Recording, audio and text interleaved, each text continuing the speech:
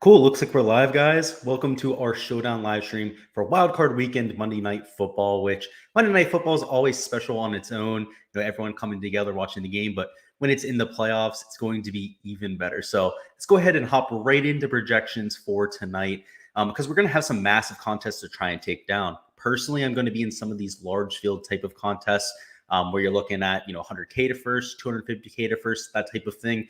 So I'm going to have to try and differentiate myself. So these are most certainly going to be GPP type of picks. If you're looking for cash picks, we're going to cover that at the end of this preview. So make sure to stay to the end if you're more of a cash type of player. If you're here for GPP type of builds, as I'm sure most of you out there are, this is going to be a perfect video for you. So in terms of game script, relatively close game, 3.5 spread for the Rams, 49.5 point over under, which actually makes it the highest scoring game this weekend. So we saw that Raiders Bengals game have a relatively high scoring total as well. Expect a similar type of fantasy performance here. First and foremost, these teams, even though they do have very stout defenses, when they have played each other in the past, they have been very effective against each other, right? We've seen some high scoring matchups between them. That's why the over-under is where it is. I mean, if you were looking at them just on paper, you would see that this game's probably juiced up a little bit too high. But from experience, from what we've seen, these coordinators very familiar with each other, obviously being divisional opponents. That's to be expected. So let's talk about how I'm taking this game. So I do agree with the spread here. I do see the Rams as slight favorites, but because I'm playing in large field tournaments, I'm going to have to take stands towards one side or the other. I do think that a majority of the general public is going to expect this to be a competitive game, but I definitely see a lot of outcomes out there where this ends up being a 10, 14-point game from one side or the other. And typically in those type of situations, we're looking at a 4-2 stack taking home the money. So a majority of my lineups today are going to be 4-2 stacks for one team or the other. I would imagine I'd have right around 85 to 90 Ram stacks in terms of 4-2, running it back with whatever we have left over with the Cardinals. What I don't want to do on this slate is limit myself to 3 threes. You're going to look at about 50 to 60% of the field today, trying to make an extremely balanced type of build, which again, even if this ends up being a very close matchup, most of the time, a 4-2 ends up winning over a 3-3. It's actually a lot more rare for us to see a 3-3 take anything down, particularly for some of these large field tournaments. A lot of that has to do with the correlation between a quarterback and their wide receivers. If a quarterback goes out there, throws 3 touchdowns versus 2 for the other team, you have to have that quarterback and his 3 wide receivers to take down some of these large field tournaments. It's correlated in that fashion, much like a normal slate would be, where you're trying to take a stack, even in a 12-game slate. So make sure you keep that in mind for these large field tournaments. So some of the stacks I'll be trying to incorporate. I love both quarterbacks here. They're both priced appropriately, $11,200 and $10,800 respectively. If you put them at captain, it definitely makes it a little bit prohibitive, especially because I'm trying to put Cooper Kupp in every lineup that I have. And I'd much rather take Cooper Kupp at captain, quite frankly. I have him projected for 25.2 points, which is almost a whole 5 points clear of both of these quarterbacks. So we'll get to Cooper Kupp here in a second. He's essentially free square on this slate. I have him projected right now for 97.8% ownership between the flex and captain spot. Essentially 2.2% of the field not rostering him. And I think those 2.2% are going to be the rake this week. You're going to want to have Cooper Kupp. He's shown himself to be just a fantasy asset, somebody you have to have week in and week out. But we'll get to that here in a second. So that's why I'm not starting a lot of my lineups with Stafford or Kyler Murray at quarterback. I don't want to say that it's a bad play by any means, particularly Kyler Murray, because he has that rushing upside. If he goes out there, gets a 60 rushing yards, 300 passing yards, like he's done plenty of times this year, could end up the optimal captain. The issue is that there's guys that I like just a little bit more.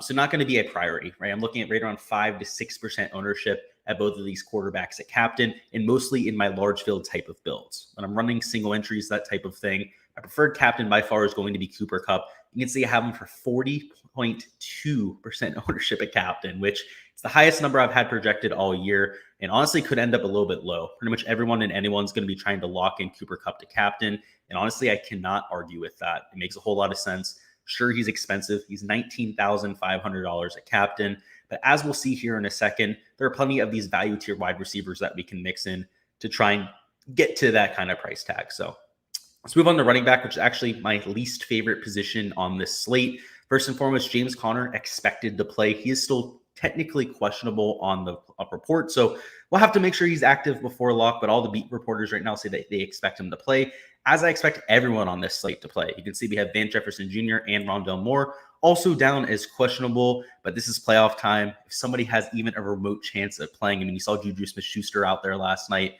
just months after a severe shoulder injury, that kind of thing.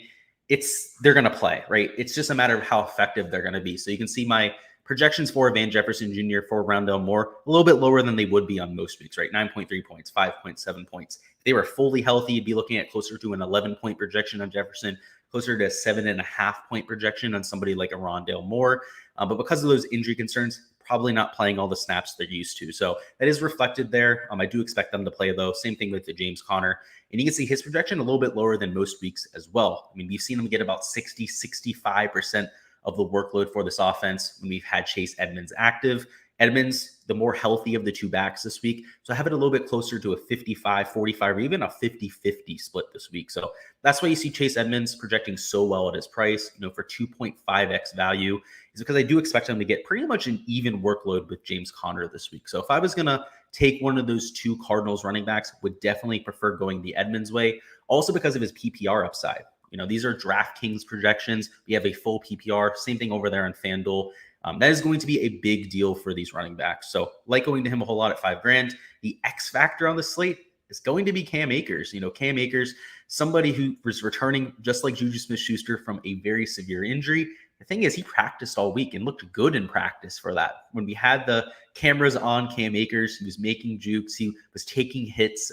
I do expect him to play this weekend. I probably expect right around a 50% snap share. He's probably going to split carries with Sony Michel. Darrell Henderson Jr. was priced by DraftKings, but he's still on IR. He's not expected to suit up or anything like that. So don't get fooled by that. He's truly out. He was on IR. He was added to IR on December 28th, and it's only January 17th. So he's nowhere close to coming off that type of list. So Sony Michel, I'm for about 50% of the snaps on offense. Same thing for Cam Akers. Cam Akers, obviously a little bit more effective than a Sony Michel, even if he's at about 85% of his usual workload, which is why I have him projected just slightly higher. And obviously in terms of points per dollar, going to be head and shoulders a better play above him just because of the price tag there. Let's move on to wide receiver because running back is far from a priority for me tonight. Again, I expect there to be quite a bit of passing usage in this game. That's what we saw in the first two games. I mean, the Rams, they did try to run the ball against the Cardinals, just weren't very effective. You're dealing with two front sevens that are some of the best run stuffers in the NFL. It's not like they don't have a good secondary either. I mean, Budda Baker over there for the Cardinals. You have Jalen Ramsey, a few other studs on that secondary as well. It's a tough matchup, but we've seen these teams be effective on offense, which is what makes it such an intriguing matchup tonight. Let's talk about Cooper Kupp, though. That guy's going to be a lock for me tonight, whether it's in captain or the flex spot. I'm looking at right around 65% usage at captain, which is actually going to give me leverage on the field there. I have him at 40.2% expected ownership and right around, the rest over there at flex, right around 35%, 30%, give or take, depending on how much of them I get at captain. And that's actually going to be negative leverage at flex. And I think that's really the way to attack him on this slate because I have him projected a whole 5 points higher than the next highest scoring players. And those are their quarterbacks, which of course, pretty much capped upside there, right? You're not going to get a 30-point game from either of these two quarterbacks very often. Whereas Cooper Kupp, you're looking at a 30-point game anytime he has an above average performance. So Cooper Kupp, a clear just lock on the slate. If you're not going to use him at captain, you should have him in every lineup at flex. I'm sure he's expensive, like I said before, but we're going to get to some of these cheaper wide receivers here that I have no problem mixing in. A lot of them projecting for pretty good points per dollar value, which isn't going to make it an issue to fit in Cooper Kupp and then at least one of these quarterbacks. Even if I use Cooper Kupp at captain, still able to fit in one of these quarterbacks, which is really all I'm worried about for tonight. Let's talk about the other wide receivers, though, because I think everyone knows to play Cooper Kupp. I didn't have to tell you that. Christian Kirk at $7,000. He's all right. He's really hasn't stepped up in the way that I thought he would this year. I mean, we have stud wide receiver Hopkins. He's out. He's not going to be returning for this game. So I really expected Christian Kirk to step up in terms of his usage, his workload, his production all across the board, especially in the red zone. He really should have been the next man up. And the guy to really take that leap was Zach Ertz. Zach Ertz took all of that production be expected to go to Christian Kirk and just gobbled it up himself. You can see he's one of my favorite plays on the slate. I have him actually a captain in a few lineups. He's the one pass catcher for the Cardinals that I'm willing to use at captain. Everyone else on that team, I'm more just trying to mix in at the flex. So Christian Kirk, again, he's priced for the occasion. He's more expensive than Zach Ertz. I don't agree with that. You can see I have Zach Ertz projected a little bit higher, 1.9 points higher. And again, at the captain slot, I think he's a lot more viable as well. But if you're mixing him in at flex, if you have the salary at $7,000, go ahead and do so. He's also relatively low owned at just 17%. So I'm probably going to match the field on him. Again, he's not anyone that I'm thrilled about using, but wouldn't be surprised if he ended up going out, catching a touchdown, 4 catches, 50 yards, that kind of thing. On the slate, could very well crack the optimal lineup. Somebody I'm a little bit more excited about using is OBJ, and I think this is a first, right? I was very low on him when he was on the Browns. I didn't expect him to play as well as he did early on for the Rams, and he's proved me wrong, right? Obviously, in the past, one of the best route runners in the NFL, great hands, great yards after catch ability. And he picked up this Rams offense, which is extremely intricate. It's one of the hardest offenses to learn in all the NFL quickly, right? He's been playing a lot of snaps. He played over 75% of snaps last week, caught that game-winning touchdown. So yeah, I'm over being an OBJ hater. The guy clearly proved me wrong. I'm going to be playing him at the captain slot tonight. I'm going to be playing him at the flex position as well. He has that real 80 plus yard upside on every single play, right? We've seen him take slant routes for touchdowns. The guy's elusive.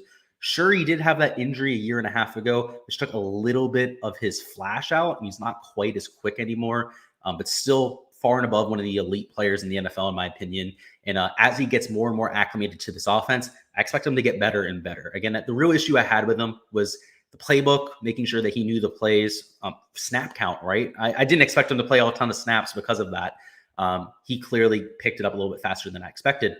AJ Green, probably my least favorite play on the slate that I'm rostering. The guy's been dropping balls for this team. He's running the wrong routes. He had that, believe it was against the Rams when he just didn't turn around for the ball and they lost the game. Actually, no, that was the Packers, right? Because Douglas ended up getting that pick. Either way, though, you guys know what I'm talking about. It was a prime time. The guy just made an absolute fool of himself. He's not a sexy play by any means, but he's a big, tall, wide receiver. Could get some red zone usage. And most importantly, he's only $5,800. So if we're going to try and get a bunch of Cooper Kupp, if we're going to have to try and generate a ton of lineups, going to have to be willing to take a few shots on these touchdown reliable wide receivers. Van Jefferson Jr., he's injured. I expect him to be able to play through that injury. Somebody I'll be mixing at the flex spot as well. Again, might not be playing as much snaps because OBJ, a little bit more acclimated to the offense. He's also dealing with an injury himself. But much like an AJ Green, if he goes out there, scores a touchdown in the red zone, I would not be surprised. He's a much taller wide receiver than OBJ, much better at high pointing the ball. So that's why he gets a little bit more looks in the red zone. Rondale Moore. Now, he's the one guy who's injured that I have legit concerns about. So first off, he's $4,600. He's not as cheap as he should be. Probably should be closer to $1,500, that kind of thing. Next problem I have is that he's dealing with a leg injury, and he's somebody who's shifty. He relies on that speed, making people miss. At one point of the season, he had negative 11 air yards in a game. It was being targeted behind the line on every single play, and that was despite having 10 targets. So Rondale Moore, if he's not making people miss, if he doesn't have that ability to shake players, get that yards after catch ability, he's going to have a lot of trouble. So I'm not huge on him today. I'm not playing him in my player pool. He's the one guy who's injured too that hasn't played the last 3 weeks, and that's been a 3-week injury. There is legit concern that he could even not play tonight. So make sure you guys keep an eye on that. If he doesn't play, it gives a huge boot to Antoine Wesley because he'll be playing about 60-70% of snaps. Wesley has been extremely effective this year as a wide receiver, particularly in the red zone. He's not the tallest guy, but he's great on those sideline type of catches, keeping his feet in bounds. We've seen him make some spectacular plays for this team, and he's only $1,800. Even with Rondale Moore in, I think he's well deserved to be in the player pool. Again, he's coming in at just minimal ownership. I have him at 4.1% right now. And if Rondale Moore is rolled out, he becomes one of my favorite value plays. Actually, no, he's my favorite value play on the slate by far. So even as is, he's my favorite value play on the slate. If he ends up being out, he just becomes a slam dunk play. Definitely somebody I'll be rostering. Ben Skoronaric, if we have Jefferson Jr. rolled out, he becomes in play, but he's not one of my favorite plays on the slate. His projection would go from right around 2.8 fantasy points to right around 6 or 7 fantasy points, which again, I'd just much rather have Wesley if Rondale Moore is out. He's by far the more preferred target there. But if Rondale Moore ends up being rolled in and Jefferson Jr. for some reason ends up getting rolled out, Skoronaric is at least worth a little bit of consideration. Greg Dortch, Brandon Powell, not going to be in my player pool at all. Probably won't even be active tonight. Each of them has only had a few catches on the year, usually in garbage time. And Andy Isabella, he is going to be playing for the Cardinals, probably not as a wide receiver, more as a return specialist, that kind of thing. Every once in a while, they'll get him out there on a screen, try to set him up in space. He either needs to get that 50, 60-yard play on that screenplay or return a touchdown. And he's only $200, though. I mean, we've seen crazier things happen. There was a time I used Devin Duvernay. He was a rookie. It was his third game ever. He wasn't expected to even take the field. He was a pure special teams guy, and he returned a touchdown that game at $200. Ended up being in the optimal lineup. Ended up taking down over 10 grand that night. Crazier things have happened, particularly in the playoffs. And this guy, the icing on top here, is unlike a Devin Duvernay that night. He actually gets offensive snaps. So I will be taking a few shots on Andy Isabella, some of my 150 maxes, right around 5 to 6 in my lineups. Not going to do anything crazy on it, though. Now let's talk about these tight ends. Zach Ertz at $6,200. He's my favorite play for the Cardinals. I've already said that he's the only one on the Cardinals I'm willing to use a captain. A lot of that's because he's the wide receiver one. He's been getting the most usage of anyone on this team, particularly in the red zone. If he was still on the Eagles, he'd be doing nothing. But now that he's with a very solid quarterback, an offense that's been moving the ball very well, you're getting true wide receiver one upside from a tight end. So the price tag is right. If he was marked as a wide receiver, not a tight end, he'd probably be closer to $8,500 or even $10,000 on the slate. So don't kid yourself. Make sure you play tons of Zach Ertz. He's going to be a borderline lock for me tonight. I'm looking at right around 80% exposure between the captain and flex spot. Probably right around 30% at captain. Actually, I might not even have enough room for that just because of how much Cooper Kupp I'm playing. Just because I want a little bit of exposure to these quarterbacks. Maybe a little bit of exposure to OBJ. So probably right around 15 to 20% exposure for Zach Ertz, but he will be my second highest owned captain for sure. And then the rest of it, of course, at the flex position. Tyler Higbee had a great day last week. I was happy to be on it. Had him in some of my lineups there for week 18. The issue is that he's a little bit higher priced than he should be now. He's closer to $4,500, $4,000 in some of these slates in the past. He's getting a fair amount of ownership. So I'm going to have right around the field. I'm not going to do anything crazy on a Tyler Higbee. I'm looking at right around 25% myself in some of these first builds that I've been doing. At the capital slot, I don't think he's worth your attention because the only way he ends up getting there is if he scores 2, maybe even has to score 3 touchdowns, right? He's not going to get us a ton of yardage, not getting us a ton of targets in any game, more close to 5 to 6, which is consistent, which is nice for cash games, but for large field GPPs, not anyone I'm prioritizing. And then these backup tight ends, I'd rather go to an Andy Isabella, right? Blandon's going to play about 10% of snaps tonight for the Rams. Demetric Harris might play 5 to 10% of snaps for the Cardinals team. Neither one known to be huge receiving players either. Both better blockers than they are receivers. So yeah, not going to be in my player pool for tonight. But again, if you're somebody who believes in the, you play tight ends and showdown type of thing, maybe go ahead and play them in a few lineups, but not something I'm going to do. Cheaper options that I'm willing to go to across the board. Let's talk about these defenses, which I have no interest in. Again, we have a 49.5 point over under. We've seen some high scoring games from these teams in the past. The only way I see one of them being optimal is to get a defensive touchdown. So if you want to bet on that, go ahead and do so. But I'd much rather take these kickers if we need some value outside of some of the skill position players. We're dealing with a relatively high total. We saw last night. We also saw with the morning game yesterday as well, kickers can put up a ton of points. I mean, Robbie Gould, I believe, had like 20 fantasy points or something like that. So yeah, I like targeting these kickers in relatively high scoring games. They're also a good price tag there, $4,000, $4,200. If I had to take one over the other, it would be Matt Gay, just because I do expect the Rams to win this game a little bit more often than the Cardinals will. And he's been a Pro Bowl level kicker. He doesn't miss many kicks. He's also very effective from some of those long ranges.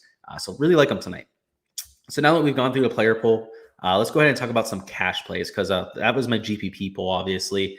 In cash, no doubt you have to have Cooper Kupp. I think at captain, it might be a little bit cost prohibitive because at least from the optimal builds that I built my first run over there on my cruncher, Cooper Kupp is not the preferred captain. I like going to these quarterbacks at captain just because you're getting over $3,000 in savings depending on who you're taking. In fact, the guy it likes the most is Matthew Stafford. He has the highest floor of any of these quarterbacks. We know they're going to throw the ball a ton, 35, 40 times at the very least. So using Matthew Stafford at captain seems to be the cash build so far. Matching him up with Cooper Kupp makes a whole lot of sense. Again, you still need Cooper Kupp in your lineup, but at captain, just a little bit too expensive. So I like matching those two up together in cash, mixing in someone else from that pass catching team as well. If you can afford an Odell Beckham Jr., by all means do it. but more than likely you're going to be looking at a Tyler Higbee at $5,400, just $1,400 cheaper. And we still have to be able to take some of these guys from the Cardinals team. So what I'm going to do is I'm going to bring up a lineup and actually build one with you here, just so we can get an exact idea of what we're looking at in cash. But taking those three, no doubt how you're going to want to start your lineup for cash. All right, let me plug them in here. 1, 2. And if you don't like Higbee, of course, you can go to Van Jefferson Jr. You can go to an Odell Beckham Jr. if you guys would like. But in terms of the pricing and what I've saw in some of my early optimal builds, it was using Higbee a little bit more because of that price tag. So with those three in the lineup, we have $5,100 remaining per player. I think trying to take a Kyler Murray at this point at $11,200, a little bit cost prohibitive there. When I bring up my build, the guys that likes the most from that team are some of the pass catchers. So first and foremost, AJ Green at his price tag. We talked about it before. He's a very solid price there. Chase Edmonds as well. We talked about how Chase Edmonds has that PPR upside. James Conner dealing with that injury. So wouldn't be surprised at all if Chase Edmonds gets closer to 50 or even 55% of the snaps this week. So if we go ahead and add an AJ Green and a Chase Edmonds into there, we have $4,600 remaining. So for my optimal build here, it does have Matt Gay in there, the kicker for the Rams. So that would be a 4-2 stack, Rams versus the Cardinals. Those two skill position players as the buybacks for the Cardinals. That's my number one build on there. Again, here, let me go ahead and share the screen so you guys can see what I'm talking about. Here we go. And okay. So this is the build that, at least for my cruncher, is the optimal build as of right now. You have Matthew Stafford at captain, Cooper Kupp, Tyler Higbee, those two skill position players I was talking about, then Matt Gay because of the price tag there at $4,200. Another one of the builds that came in really close to the top was Cooper Kupp at captain. So I will show you what that looks like. But you'll see the trade-off. That's why I want to do this. So first off, it's the same combination of players. All right. So you can see now we only have $4,700 remaining per player, right? So rather than being able to take somebody like an AJ Green, it forces us to spend down to a Rondale Moore or even an Antoine Wesley, which in my build, it does have Antoine Wesley because I haven't projected much higher than the industry does. So that puts us at $6,200 remaining per player. The issue is it's not like we're really able to spend up for anyone else that we would really like to try and fit in here, right? Zach Ertz, sure, we might be able to go ahead and take him, but then we're still stuck with going with an AJ Green, still stuck with going to somebody like a Chase Edmonds. As of right now, I have Chase Edmonds projected for more points than an AJ Green. So this is the next highest build I have here. Unfortunately, it leaves $1,300 on the table. So again, if you don't like Tyler Higbee, you could try and go ahead and spend up for a Van Jefferson Jr. Can't afford getting to somebody like an Odell Beckham Jr. Unfortunately, we miss off by $100. So those are the kind of things you miss out on by going with a Cooper Kupp at captain. So I want to go ahead and show that to you. It does force you into a different type of build. Again, this is what I have as the second highest projected lineup for tonight. But yeah, you can see the glaring difference between the two. Thank you guys for stopping by as always. If you have any questions before lock, feel free to go ahead and put them down in chat, especially if you guys are watching this on replay. Good luck with all of your lineups, and let's get this cash, guys.